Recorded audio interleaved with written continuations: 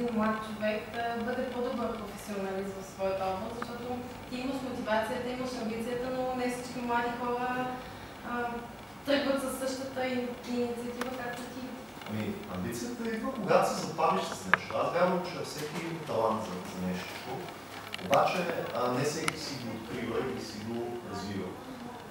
Далеч съм от идеята, че всички трябва да станат програмисти, компютърни инженери, журналисти. От света си има място за всеки. Помниш ли твоето първо състезание по програмиране? Разкажи ни малко за него. Помня първото си състезание, където стана някаква грешка, аз взех трето място. Но не знам дали ми беше първото. Може, допускам преди това да е имало и други, които не ги помня. Защото това е било преди 24-5 години, може да е било.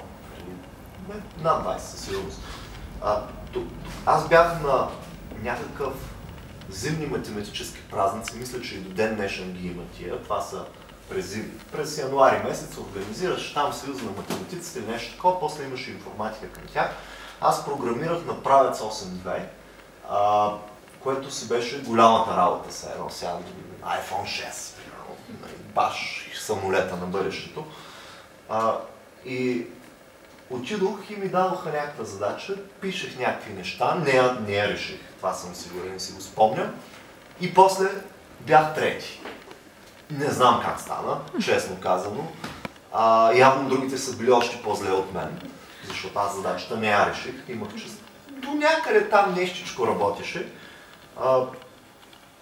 И така се запалих и казах, вече мога да програмирам на национално ниво. Аз съм още четвърти клас или пети бях. Четвърти мисля, че бях. Конкуренцията хубаво нещо ли? Ами при мен работи добре. В смисъл, че ставам по-изобретателен, по-креативен, по-деен, по-раздвижвам се. Не мога да кажа, че не ме ядосва и не ме дразни. Сигурно ми е по-комфортно да нищо да не правя нещата да се случват. Нали, аз съм номер едно, обаче истината е, че не става така. Става с много бачкане. Ето сега, например, нали, аз напуснах софтуерната академия на Телерик и си създавах университет. И в момента аз се боря срещу това, което създадох.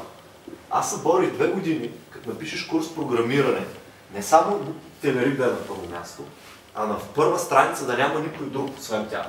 И почти го постигнах.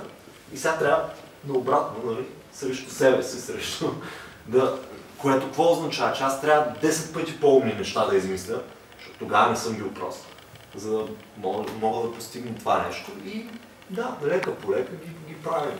Нещата все по-добре и по-добре. Така че, като има конкуренция, има развитие. Това го знае пазарната икономика.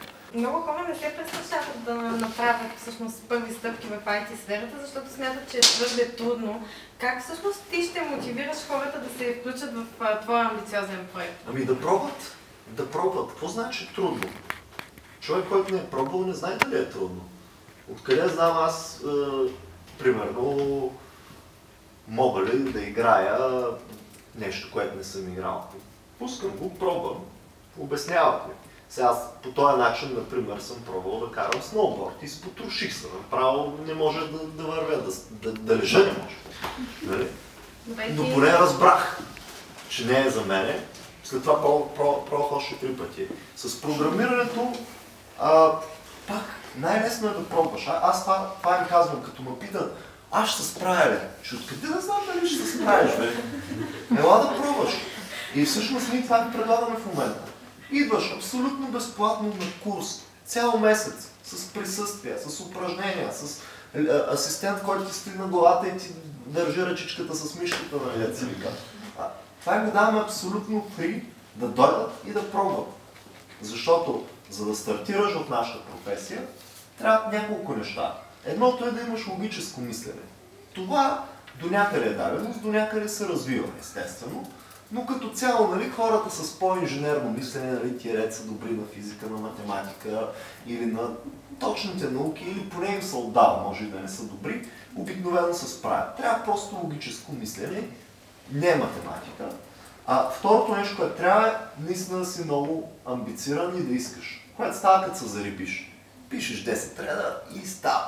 Аз ги карам още първия курс да пишат игра, нали? Защото това е нещо, което ги зарибява. Една игра, дето падат ни камъни и ти бягаш наляво ясно да не те ударят. Нали? Което абсолютно начинаеш, го пише примерно 4 дена денонощно и после е толкова горд от себе си, че е направен на друга планета. Мисля, че тук успяват да се зарибят. Други се зарибяват от слушане.